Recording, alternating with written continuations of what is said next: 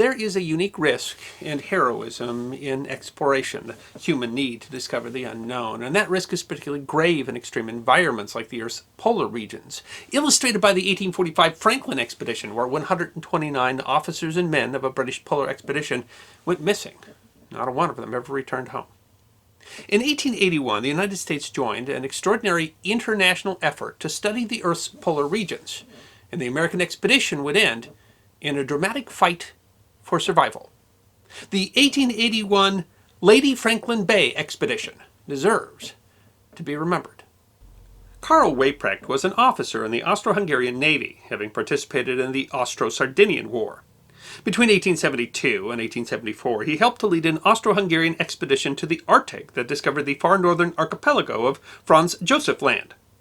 In 1875, Weyprecht received the prestigious Founders Gold Medal from the Royal Geographic Society for his leadership of the expedition. Weyprecht made an extraordinary suggestion to a meeting of German scientists in 1875. He suggested an international effort for polar research.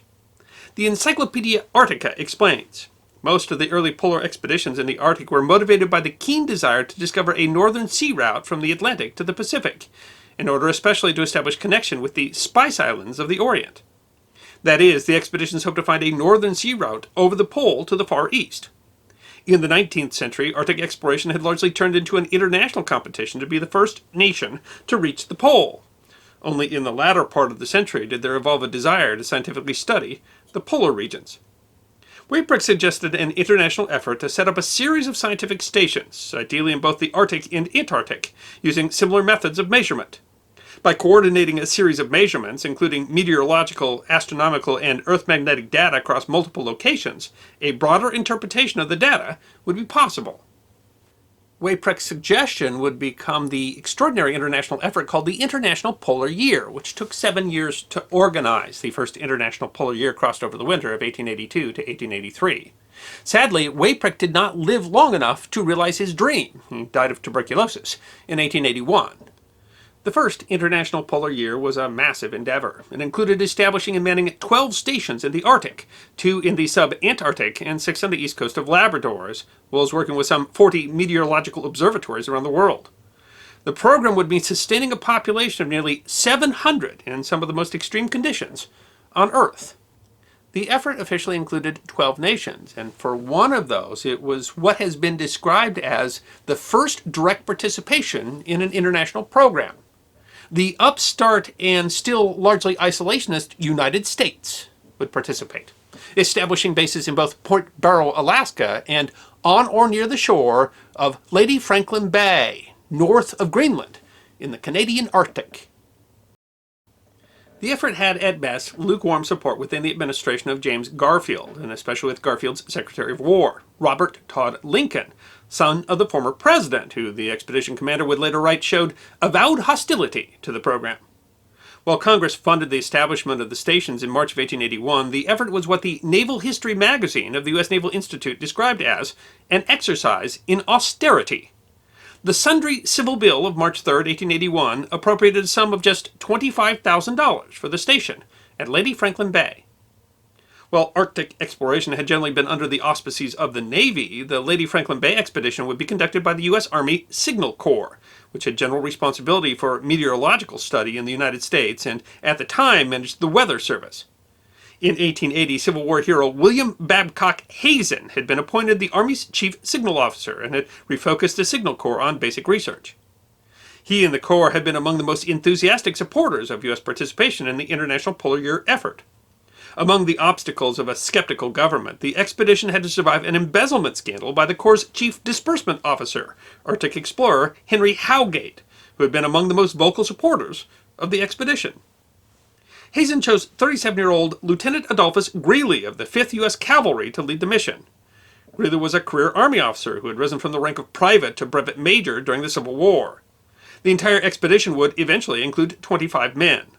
The Baltimore Sun noted in June 1881 that the participants were picked out on account of general health and other points of fitness from a number who volunteered to go with Lieutenant Greeley. The members of the expedition were described as composed entirely of young men, their ages averaging no more than 29, and according to the paper, they are all enthusiastic over the trip and anxious to get away. Ominously, however, the paper also noted that none of the party had ever been on a similar expedition, although Greeley argued that long and hazardous duty on the western frontier had inured the greater part of the men to dangers, hardships, and exposure, and developed in them that quality of helpfulness so essential in Arctic service. Not only did none of the participants have experience in Arctic exploration, but the budget and lack of institutional support meant that the expedition was prepared with virtually no support from experts of Arctic survival. Greeley wrote, "No friendly board of Arctic experts with lavish funds at its command, assisted by its counsel and advice, but the preparation in this case devolved entirely on the commanding officer of the expedition." In many ways, the expedition was flawed from the start. The choice of Lady Franklin Bay had been made by Howgate, who had been making plans for an Arctic colony and who had led an ultimately unsuccessful expedition to establish such a colony in 1880. Lady Franklin Bay had been chosen partly because a large coal seam had been discovered there, offering ample fuel. The idea was to establish a base for Arctic exploration where explorers would live and become acclimatized. Each year, the members of the expedition could advance further north in a way that was likely to be more successful than, as the Baltimore Sun described it, by the sudden and forced invasions heretofore made in the Arctic regions. Howgate's new plan was to establish a base in 1881, have it resupplied in 1882, with the members of the expedition being picked up in 1883. But Howgate had become embroiled in a scandal, indicted for embezzling $370,000 via fraudulent government vouchers. Plans for the expedition, however, continued. Several of the expedition participants had, in fact, originally volunteered for Howgate's 1880 expedition. But the entire plan depended upon the assumption that Lady Franklin Bay, which was the farthest north of the stations that participated in the International Polar Year, would be reachable by boat every summer, and that incorrect assumption would have deadly consequences. On July 7, 1881, the expedition embarked from St. John's, Newfoundland, to Lady Franklin Bay aboard a steam-powered Arctic sealer named SS Proteus, arriving at Lady Franklin Bay August 11th. The Daily American of Nashville, Tennessee reported on September 16th of the safe arrival of the Greeley colony in Lady Franklin Bay. Despite the approaching winter, the trip had been easy for the Proteus, which, according to the paper, could easily have gone much farther north than the latitude of Lady Franklin Bay. However, in returning to St. John's, the ship had to cut through 300 miles of ice. It turns out the summer of 1881 had been particularly warm across the northern hemisphere, resulting in drought in the American Midwest. In fact, it would be years before a ship would again be able to make it to Lady Franklin Bay. Greeley's camp was called Fort Conger, after U.S. Senator Omar D. Conger of Michigan, who had supported the expedition.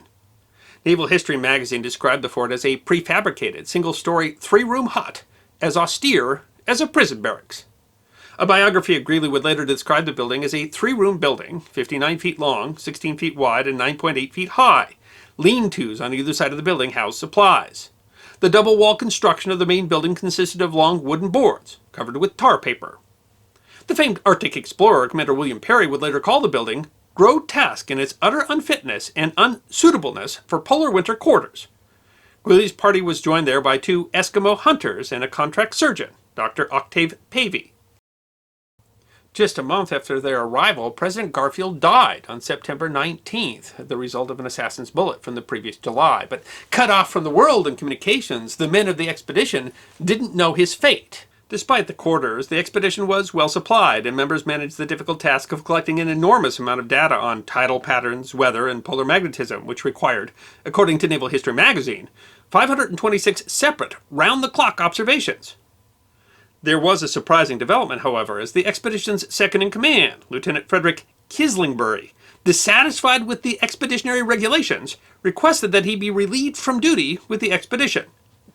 Greeley allowed him to be relieved, but he was too late to catch the Proteus and ended up staying with the expedition. According to Greeley, he remained consequently at Conger, doing no duty and with no further requirement than that he should conform to the police regulations of the station. There were ducks and musk oxen to be hunted in the area, and over the fall Greeley reported that 26 musk oxen, 10 ducks, a hare, 2 seal, and a ptarmigan rewarded our hunters' efforts during September and October, which afforded about 6,000 pounds of fresh meat for the party and nearly an equal amount of offal for our dogs.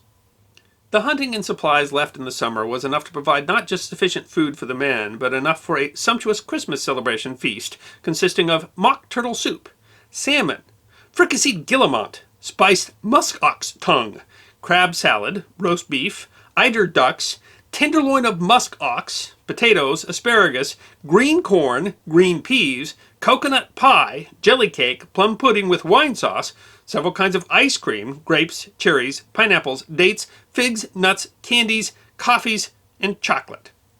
Eggnog was served to the party in moderate quantities, and an extra allowance of rum was also issued in celebration of the day.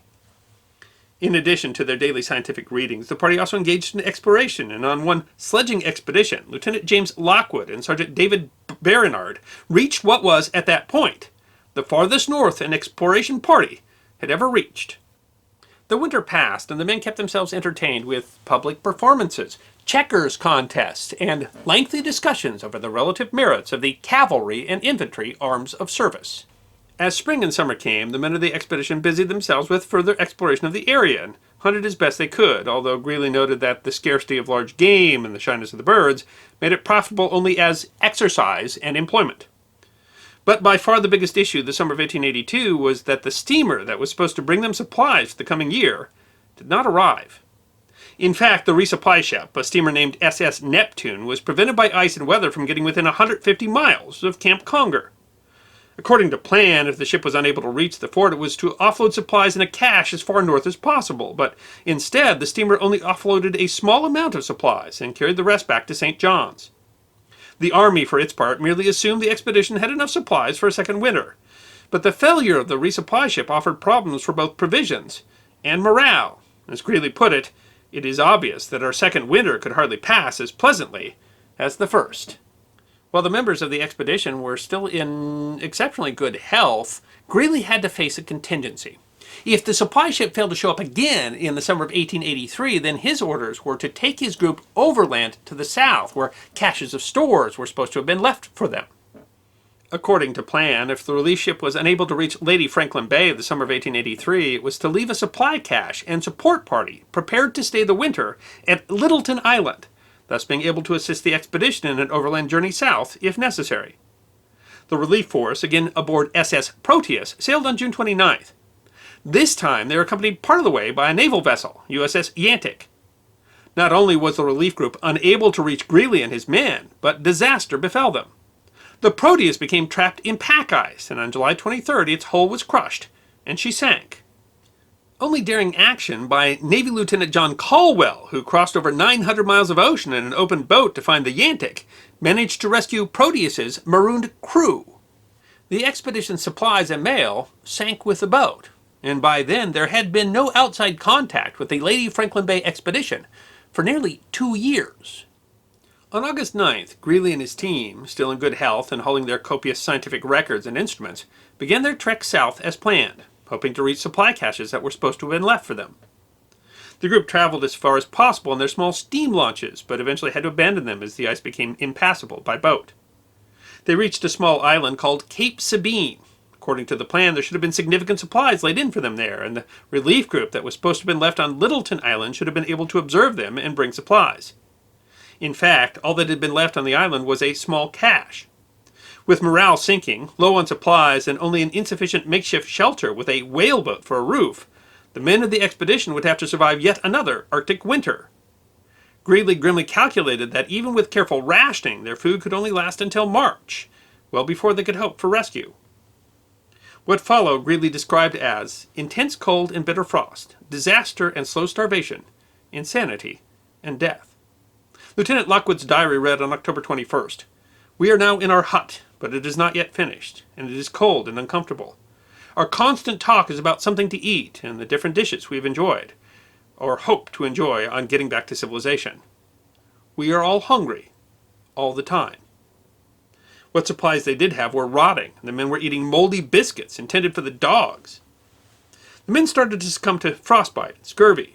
First to die was Private W.H. Cross on January 18th. More deaths came in early April, and Lieutenant Lockwood died on the 9th. Greeley described him as a gallant officer, a brave, true, and loyal man. Sergeant Brainerd, who had with Lockwood set the record for the farthest north exploration, said, "To me it is also a sorrowful event. He had been my companion during long and eventful excursions, and my feeling towards him was akin to that of a brother. Biederbick and myself straightened his limbs and prepared his remains for burial. That was the saddest duty I have ever yet been called upon to perform." The condition of the living was not much better. Brainerd said of it, "Our own condition is so wretched, so palpably miserable, that death would be welcomed rather than feared." Greeley wrote, "Our condition grows more horrible every day. No man knows when death is coming, and each has long since faced it unmoved." In May, a Private Charles Henry was caught stealing food. He'd been caught before, and Greeley ordered him to be shot for disobeying, saying that this order is imperative and absolutely necessary for any chance of life. The Washington establishment was still shockingly sanguine about the expedition's fate, and it took the efforts of William Hazen and his wife to wage a crusade in the press and finally shamed the Arthur administration into action. Hazen criticized Secretary Lincoln so strongly that he was court-martialed, but their efforts won the support of the public, and a well-funded expedition was planned for a rescue attempt in the summer of 1884. A relief squadron reached Littleton Island on June 22nd. From there they discovered caches, including where Greeley had cached the expedition records and scientific gear. A letter there directed them to the camp. Only 7 of the 25 men of the expedition were still living when the relief force arrived on June 23rd, and Sergeant J.E. Ellison died shortly thereafter from his frostbite. The men had only had, quote, "a few square inches of soaked sealskin to eat in the 42 hours prior to their rescue." The commander of the rescue team opined that another 48 hours delay would have been fatal to all now living. Surprisingly, among those that survived was Lieutenant Greeley, despite the fact that the press described him as a delicate man. The survivors were hailed as heroes upon their return home. There was almost immediately controversy, with accusations that the men had resorted to cannibalism. The evidence on the bodies of the dead seemed to confirm the suspicion, but Greeley merely said that so far as his personal knowledge went, no act of this sort had been committed. Adolphus Greeley continued in the Army and was eventually made the Army's chief signal officer, where he was responsible for the construction of telegraph lines during the Spanish-American War. He retired a major general in 1908, and in 1935, on his 95th birthday, by a special act of Congress, was awarded the Medal of Honor in recognition of his distinguished career. Despite the tragedy and the controversy, the expedition collected valuable data for the first international polar year, and Fort Conger continued to be used for Arctic research, notably by Robert Peary in 1905 and 1908. The Lady Franklin Bay expedition represented the risks of what has been called the heroic age of polar exploration.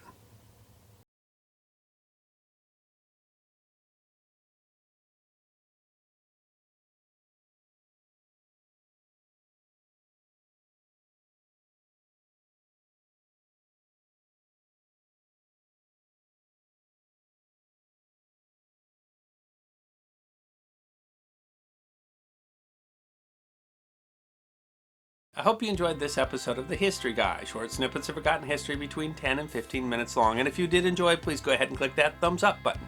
If you have any questions or comments or suggestions for future episodes, please write those in the comment section. I will be happy to personally respond. Be sure to follow The History Guy on Facebook, Instagram, Twitter, and check out our merchandise on teespring.com. And if you'd like more episodes on forgotten history, all you need to do is subscribe.